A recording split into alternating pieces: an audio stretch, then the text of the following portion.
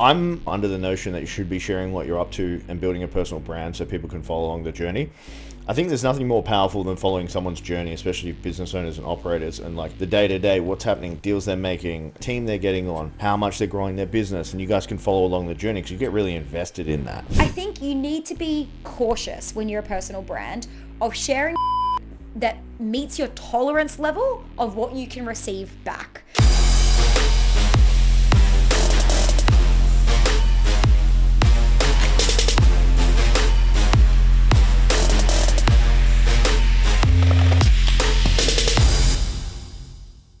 Welcome to the Success School podcast. We're on episode 64. Can you believe it? There's been 64 episodes. It feels like longer. How are you feeling today, Steph? Okay, tell us how you really feel. No, but it feels like we've been doing this forever. I think it's because we had our own podcast before this. We both had our own podcast before this. I don't know if you guys have ever gone and listened to the Helix Experience. Oh, it's terrible. How many episodes did you guys do? 160 episodes of the Helix Experience. It was lots. And you had the Tim Frey show as well. But how are you feeling? I'm feeling so good. Okay, great. Yeah. How are you feeling? I'm feeling good. Steph, just a question for you. How are you feeling about my jocks on the wall? What do you mean your jokes on the... Oh, shit. No, I hate this stuff. Honestly, the other day, I was on a group call for Success School, and they were all like, oh, the background of your new studio looks so cool. And I turned the camera around. I was like, yeah, but look at the artwork that Tim put on the wall. And honestly, you can't see it in the YouTube channel here, but you want to see it. You like, know, it's really to our good. right, we have a pair of framed Bayern Munich shorts. They're Let's red, go. and there's like a green border around it with like the oldest photo you've ever seen. It's honestly hideous. And in the corner over to the right, further in the corner, there's a massive surfboard. I'm like, when did we turn into a bloody jock party in here? The surfboard was my greatest ever sporting achievement. It was. Okay? You didn't actually. We can't. Tell the story. What's the greatest ever sporting achievement? My greatest ever sporting achievement is winning a beer pong tournament in Bali on New Year's Eve. Wow. That doesn't so sound like there drunk. was 60 teams in there. Yeah, and they were really serious because They they were were giving really around... serious. How So many surfboards? We run 3 surfboards. There was one huge one and 2 small ones. We got one home, but they're meant to be really good surfboards. It's called Al Merrick. Yeah. Okay. Not sure what that is. But they were like the Balinese surfer dudes, right? They were dead So serious. Like, they pissed. were sober, and Yeah. because they wanted to win these surfboards because they were so high value. And we were fuck-eyed. And they were Yeah. so drunk, like so We were drunk, super and they drunk. won, and it was hilarious. So not the surfboard that he won because he was surfing, Not but at because all. of beer pong. Not at all. All right, you go first. Personal updates. I'm feeling quite organized. I sometimes like to run business on the seat of my pants. Sometimes. So we are planned next year. We are so planned. We have every workshop planned for the full 12 months. If you want to come, makemoreprofit.com. And we have all our retreats, all of our holidays. Everything's penciled in for next year already. We're like 3 months out. This from is very next year. organized for us. This is We're so not an for us. organized people. Yeah. Because I've been building the Not You system for Success School, and that's a part of it. It's essentially planning 12 months out in front. But I'm feeling great, and I'm feeling less O-word, and I can't say O-word actually means overwhelmed, because everything is out in paper. And I guess the moral of the story, as Steph likes to say with these personal updates, is proper preparation prevents piss poor performance. Yeah, I don't say that, but I do love that saying. Steph does say that all the time. She Yeah. says it to me at night before we get into bed.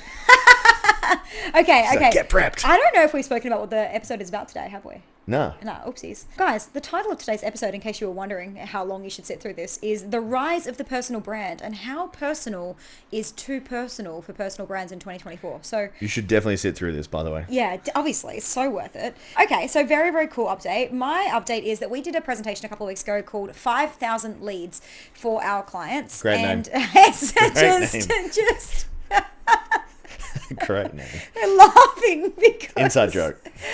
Because Tim thought it would be a really cool name. Worst selling workshop It of all literally time. it sold one ticket. Thank you to the one person that came to 5,000 So leads. thank you. If you It was go to super find- valuable, It was though. like the best presentation I think we've ever done. Honestly, flat out, like obviously because I Of ran course it. it was, yes.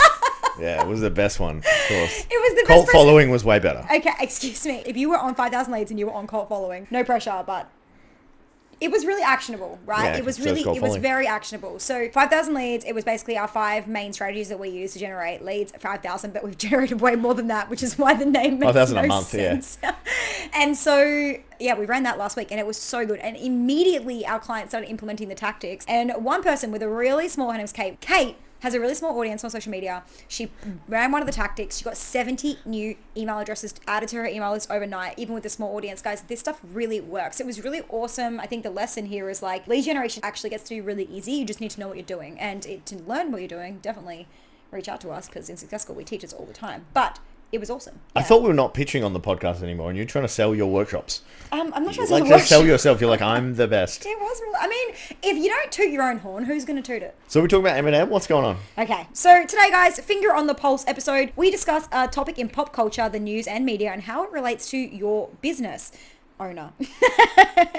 We will give you our key insights and takeaways and unsolicited opinions on the topic. And so the topic today is how personal is too personal with personal brands. Now, this episode came out because of the Gen Z's cancel crusade of Eminem. Gen Z found old songs from Eminem offensive and tried really hard to get him cancelled, but it only made him more popular. And I think just recently he presented for the, I was going to say MMAs, but I think it's MVAs. Is that Music Video Awards? Yeah, MVAs. And he absolutely crushed. Like, he's actually having like a secondary surge, a second win. And it got me thinking about all the personal brands out there right now who are swearing, who are talking politics, Taylor Swift, and who are making very divisive content. So let's talk about how personal is too personal when it comes to personal brands. Tim, can we kick off? I would love to know what... Tim is so unprepared for this episode, by the way, guys. So this is going to be... No, I don't need a preparation.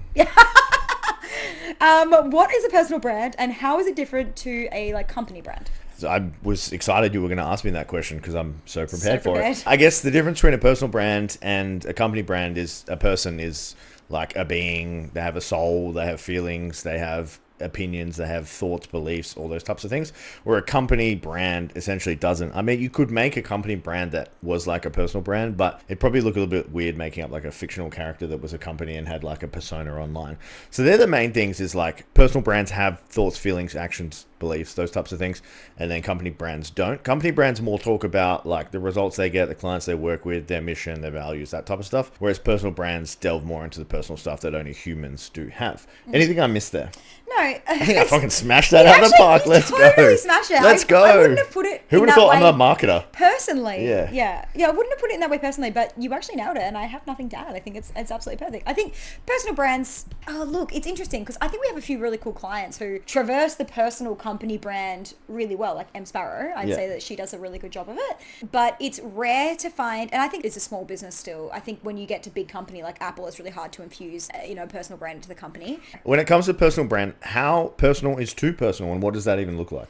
I saw a quote the other day and I have like just loved it. I've used it so much since I saw it, and I can't remember who it was by, so sorry in advance, but I'm totally taking it on board now. And the quote is, personal brand doesn't equal personal life. And I think that there's a lot of confusion about this online. I think a lot of people who are considering having a personal brand are like, yeah, but I don't want to share anything about my kids. I don't want to share photos of my children. I don't want to talk about my marriage. My husband's really private. I don't want to showcase my car or where I live because of safety. And I just think that there's this really huge misconception that you have to share all of those things to have a personal brand, and it's actually not true. You don't have to cry on camera. You don't have to share the deepest, darkest, most intimate thoughts of your soul.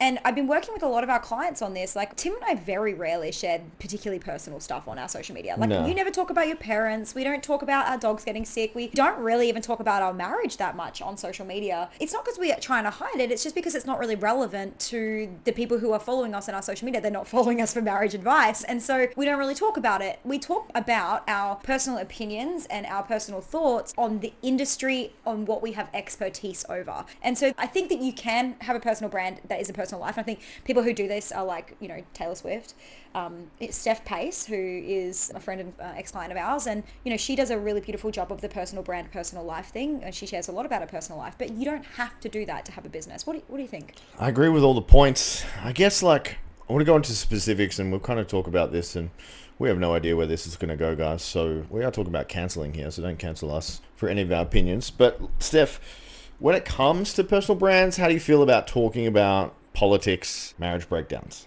Look. Let's talk about Taylor Swift. So Taylor Swift just come out and she's endorsed Kamala Harris, which is fine, whatever. You say Kamala. I don't know how to say her name. Kamala. Kamala sounds like koala. I don't know. Look, obviously we're not American, so, you know, we don't really weigh in on this debate. But at the end of the day, what it really comes down to is like, it's her choice, which is definitely part of the... But is it her choice? That's the conspiracy. Oh, don't even get into it. So the thing is that at the end of the day, like, that is her choice. What has been interesting about her taking that stance has been that she then went and turned off comments on all of her posts. Yeah. Which we found super interesting because it was like she decided that she was going to take this stance publicly, but she didn't want to receive any backlash about it. And I find that quite interesting if you think about, like, obviously it's an incredibly hot debate, and pretty much what we see online right now, especially in the Trump-Harris debate at the moment, is like we're seeing a lot of in either direction. If you go Trump, you're going to get hate from, you know, Harris fans. If you go Harris, you're going to get hate from Trump fans. It very much seems like that's the only way that it happens right now. And so I do understand her for turning off the comments. However, I do find it interesting. It's like, if you're not willing to receive the hate, why would you take the stance? And if it's freedom of speech, and if that's what we're encouraging, is like she's encouraging freedom of choice and all those things that come with Harris vote, then I think that it's really interesting that she decided to not give other people a voice in that conversation too. That aside, I want to be really clear, we're not talking about politics necessarily on this podcast today, but I just think if you're not willing to take the heat, you probably shouldn't fucking say it. Like, that's what I think 100%. It really comes down to. It's like, you have to be willing to take a stance and then actually cop the heat. And I think that it's very brave of her to come out and do it. I just think that she's going to cop a lot of flack for it. And if you really are going to grow a personal brand, not to even necessarily Taylor Swift sizes, but Tim and I get trolled most days. Yeah. And so you really have to turn the comments off. Yeah. But you really have to be okay with what comes if you are going to talk politics. If you are going to, like, I think there's a TikToker recently who's gone massively viral because they broke up. I don't know who, because we don't watch this nonsense on TikTok, but they went massively viral because they broke up, and it was like a really big deal. And it's like, okay, well, if you're going to PDA all over your social media, and all your social media is going to be about your marriage, you got to expect that when you break up, it's going to be really big news and you're going to cop a lot of heat. And so I think you need to be cautious when you're a personal brand of sharing shit that meets your tolerance level of what you can receive back. Tim and I don't share a lot about politics or our, you know, thoughts. I would love to. Tim would love to. Or our thoughts on socialist conversations, or, you know, people's mental health states or the economy or things like that, because we do have strong opinions, like most people probably do, and we don't really want to receive any flack for that. And also, it's not relevant to what we teach at all. Yeah, just to wrap that in a bun, I feel like if you're going to have an opinion online, you need to be ready to take the heat that comes back with it. Turning off comments is weak. Ooh, daggers over there for Taylor Swift. Yeah. What do you think, Tim, stops business owners from building personal brands? Do you think it's this? Nah, I don't think it's this. Everyone thinks they're super boring. That's the main one I get. They're like, I have nothing to share and I have no opinions and my life sucks. But you think that your life sucks because you're comparing yourself to someone else whose life you look up to and think doesn't suck. But other people look up to you and think your life doesn't suck. So there's interest in many ways. There's interest from all directions. I'm under the notion that you should be sharing what you're up to and building a personal brand so people can follow along the journey. I think there's nothing more powerful than following someone's journey, especially business owners and operators, and like the day-to-day, what's happening, deals they're making, team they're getting on, how much they're growing their business, and you guys can follow along the journey because you get really invested in that. And it's not that every single person that follows you is going to be a perfect or ideal target client of yours, but it just humanizes you as the operator so much more. And I feel like people should be sharing it. Their shit isn't boring.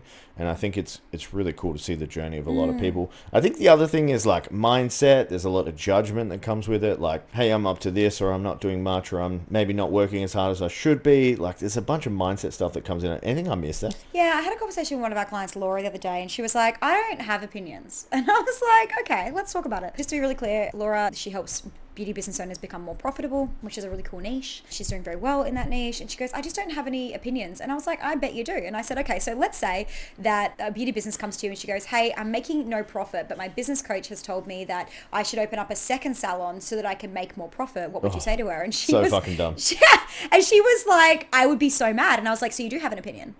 The thing is that most of you listening to this podcast will have an opinion on something to do with your industry. You're just not digging hard enough to try and find it. Like, we have opinions on business stuff all the time. Like the other week when I heard that Mike Malkowitz was like, you shouldn't hire a VA till you're making more than $200,000 a year. I was like, bullshit. That's so crap. That's like, you should hire a VA way before then. And so that's my personal opinion. I saw someone that said you should spend 20 hours on Instagram this week. 20 hours to make content on Instagram. I was like, that's bullshit. How would you run a business if you spent 20 hours making content on Instagram? And so I think that you've got to find the things that grind your gears so that you can have an opinion. So my advice is to go looking for triggering content in your niche so that you can make opinions on it, so that you can stand for something. That's what I would do there. All right, Tim, do you think that personal brands are the way forward for business owners? I know that you're really big on this. Yes, 100% yes. And I'll give you an example. We've had this a few times. Like we've had some clients in Success School for like 16, 18 months now, and they've changed direction a few times. And they've had to like rebrand their entire thing multiple times, which when you do that, you lose a little bit of trust in your audience because they're like, what is this person doing? They're flip-flopping a little bit. And we've told this person this, or the one I'm thinking about in particular. But I think like just to avoid that, you could just have a personal brand and it would be less obvious if you change your direction. You didn't need to change your whole business name and all the other stuff associated with it. So for that angle, like if you're pivoting your business quite consistently, I think like starting with a personal brand is a thing to do, and have a very light casual business name that isn't like heavily tied to you if you're not like fully solid on it. Also, like when you're down the track and you are going for pivots, Tim Frey endorses X versus business name endorses X is a lot easier to pivot, and you can condone or promote or switch lanes a lot easier. And that's like the whole influencer thing. Personal brand is you are becoming a micro niche influencer in your thing. Therefore, you can promote stuff a lot better, which is great. And I think like it's a really good currency and a asset to have long term is a personal brand, because you essentially can do whatever the heck you want with it. I've said this on a podcast before, but I'm sure if like Steph and I really wanted to, we could start selling fucking lipstick, or like I would love to see Tim sell like, lipstick, thongs, or like whatever, like anything, because we have a personal brand and people trust us. Like you get the point. I get the point. Lipsticks and thongs. Yeah, I get the point. That's what's on my mind. Lipsticks and thongs. I want to wear both at the same time. What kind of a thong? A thong. A thong. Let me see. Tim, I've actually got a follow-up question for you. People ask me this all the time. Why did we decide to go to personal brands, and will we ever make a Success School like Instagram, social media People page? ask you that all the time? I've been asked that at least probably 12 times. Yeah. Tell me your thoughts behind it. I've thought about this. I'm like, we haven't really spoken about it. Nah, I kind of think mine's a little redundant. My brand. No, it's not. Yeah. That's how I feel. No. I feel like mine's a little redundant because like Steph's the face of Success School. That's crap. So I'm like, maybe I just should stop making content and just focus on the back end stuff. No, Tim, that's so ridiculous. First of all, no. Second of all, you've been grilling me all week because all the leads that have come through that I've signed. Sales, baby. All the sales that have come through Success School the last 2 weeks have been like connections of Tim's. Can we tell the Phil story? Yeah. Well, no. Yeah. Phil. Go ahead. So we had a guy. Oh my God, this is great. Phil, yeah. We had a guy, Phil, IFBB Pro. If you don't know what that is, it means he's jacked and massive and really strong and fit and handsome and sexy. Hey, Phil, I've never actually seen you before, but I'm assuming that's what you look like. I hope you listen to the podcast. Hope you listen to the podcast. And he was on the fence about joining. He went on, checked out my Instagram, and he said, I'm joining because he has a great squat and he is very strong and handsome. He didn't say handsome, but I assume he felt handsome. And he said that my commitment to my squat shows commitment to business. That's why he joined. Yeah, and Steph? Oh my God, honestly, the team chat, and I was just like, it was blowing up. It was blowing up. I was like, I'm never, ever, ever going to get Tim out the door ever again, Phil. because his head's going to be so bloody big. But so I think that that's bullshit, because I think that you do get a lot of people through your world, so that's crap. But why not have a Success School Instagram? Like, why don't we have one? I think we haven't had time, to be honest. Like, I would like one. Would you? Yeah. Why? Just to like add in my bio. Interesting. To drive more people there, and I could, yeah. What would you post on we there? We would market from it, so we would run ads from it. Yeah, okay. Yeah. Yeah, interesting. So we haven't had that discussion, obviously, guys. So you think that maybe some people should have personal brands and business brands? For sure. Yeah, okay. They could just do call-out posts. That's what I would do. Totally. With it. I would do a call-out post with it. I would call it Success School, and then I would have business coaching program for coaches. Yeah, please don't go and steal our handle. We got to go Well, get I'll that fucking handle. buy it off you. You know? Buy it off you. Yeah. Now Money talks, baby. Now someone's definitely stealing the handle. Yeah, okay, no worries. What are your thoughts? Like, give us yeah, look, I don't know.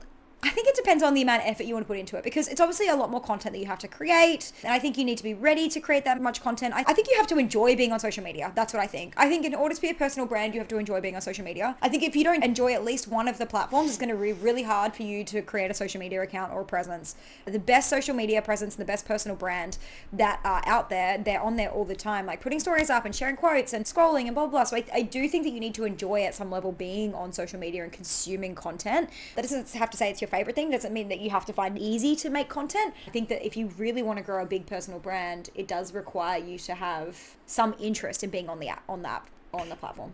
So Steph, how do you bring a personal brand into a company brand and blend the two? Yeah, so I think we were just speaking about that. I think there's a couple of different ways you could do it. So, for example, we could have the Success School Instagram, and we could have the Steph Gordon and the Tim Frey Instagram, and we could do collaboration posts across the 3 platforms, which is obviously going to drive traffic, increase awareness across all of them. So that's one way that you can do it. If we were to have a Success School Instagram, we probably wouldn't post as much like personal thoughts and opinions content. It'd be a lot more around client wins, what we're working on, like problem and pain point solutions for the service, and it would be pretty, I'm going to say like generic, but it wouldn't be like photos of mine and Tim's faces every single day. Like I think we probably make it a lot more of, just carousel posts and things like that, maybe quote posts. But you can blend them really nicely. So we have a couple of clients that have done this really well, where they bring their team into it too. So I think, the founder's always going to have some DNA in the brand. At the end of the day, a brand was built off of the DNA and the passion and the values and the mission of the founder. And so the founder's story is always going to be relevant if the founder's going and speaking on stages or getting on podcasts, which we highly recommend doing, by the way.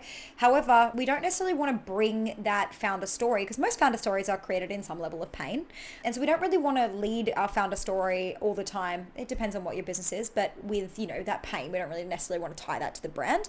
But I think it's really important to have those stories so that you can speak on them on stages and then drive people to the brand for the service that you offer. However, I think that the company brand or the professional brand that you have over here does really need to showcase your client work, the results that you get, your team members if you have them, the kind of culture you have, the kind of values you have, the missions and the things that you stand behind. So that's a little bit. What have I missed? You've got everything. Let's kind of wrap this in a bun. So if we were to convince someone that they need a personal brand or a business brand, and we were gun to your head, we did this on the last episode, but my top 2 reasons, and then I'll go to Steph's top 2 reasons, is people want to do business with people, not brands.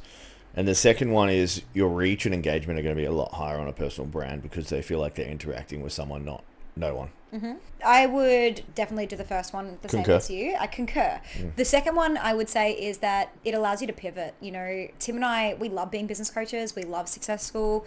But 3 years ago, I also loved my last program. And 3 years before that, I loved my first business. And 5 years ago, Tim loved his gym. And so I think it really does allow you that fluidity to be able to move through businesses or try new things or test avenues out. Like if you want to move in any direction, it gives you that ability to do so really easily. And I don't think that professional brands, obviously, when we sold the gym, we sold the asset of the Instagram, which also is an asset. There's a benefit to that as well. But at the same time, it's no longer ours. And so all that work, all those hard years that have been put into it is now gone for us from our perspective. So I do think the personal brands are great for that reason.